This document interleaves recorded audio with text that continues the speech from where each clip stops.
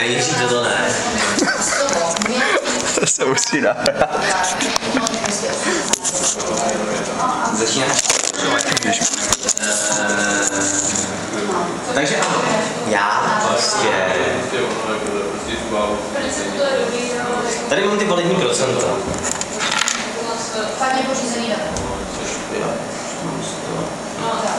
A...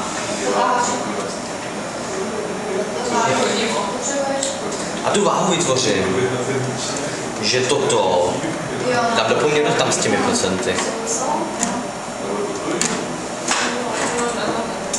Super. Jsi uspěl, no? Také? Hezky. Jaký už se koncentruj.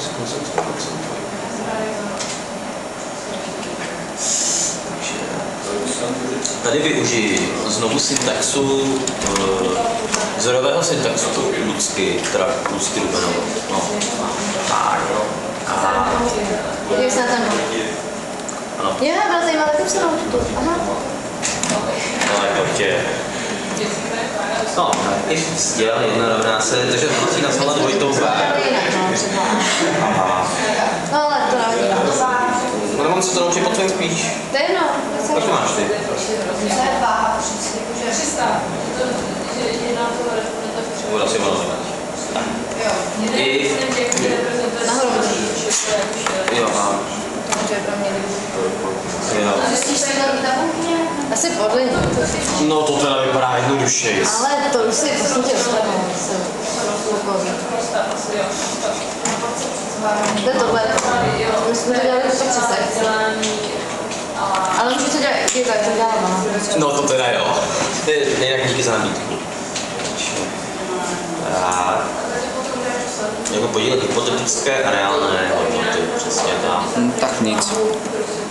Tam si hodí hvězdičku, tam popisu. Já se budu vzát pauzu.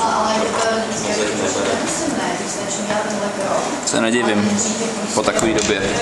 Jsem třeba dneska, jakože byla dobrá přednáška z toho, ze soukupa celkem, taková pesimistická, ze statistiky, tak jsem stejně jsem ji pak už nestíhal moc.